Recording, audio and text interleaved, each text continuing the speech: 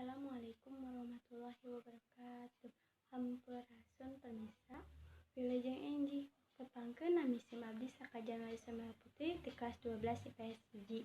Dina acara Warta Sunda, warta anu bade dipidangkeun nyaeta virus corona anu sok disebat oge COVID-19. Dinten ieu keur hariweuh dina sosmed pagunaman catur ngeunaan penyakit nu disebut virus nyaeta virus corona. Cek beja mah asalna ti negeri corona virus di C19 cenah tadina mah eta asalna virus teh ti bangsaning sasatuan lalai kalong jeung sabangsana kulantaran eta sato teh didahar ku jalma nya atuh narakab ka jalma-jalma anu enggeus katepaan virus terus nepaan ka jalma nu lain kitu jeung kitu. Jadi loba anu katepaan nya atuh terus beuki maceh eta penyakit nepi ka sanagri. Cina terus nyebar luaskeun ka alam dunya.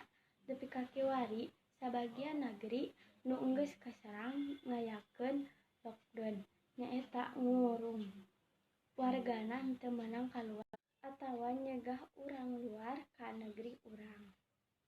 Nepi ka warta ieu ditulis ge geus nyoba di daerah nu enggeus loba ka korbanna jeung enggeus kanyahoan katepaan enggeus jadi lockdown saperti di Jakarta, Solo, Jawa Barat jeung nu sejenna.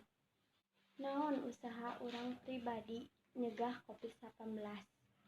Ceuk para dokter kudu miara cara hidup sehat. Ngabersihan leungeun mun enggeus di luar sing rada atawa ngumpul jeung loba jelema. Ngurang kegiatan di luar imah nepi ka aya siogan bekerja, belajar, beribadah jeung sajabana di imah. Pamirsa sakitu anu dikahatur, wilujeng patepang deui dina watos-watos anu bakal dongkap. Mugi-mugi dunya sing dijauhkeun dina panyakit Covid jeung sajabana. Minus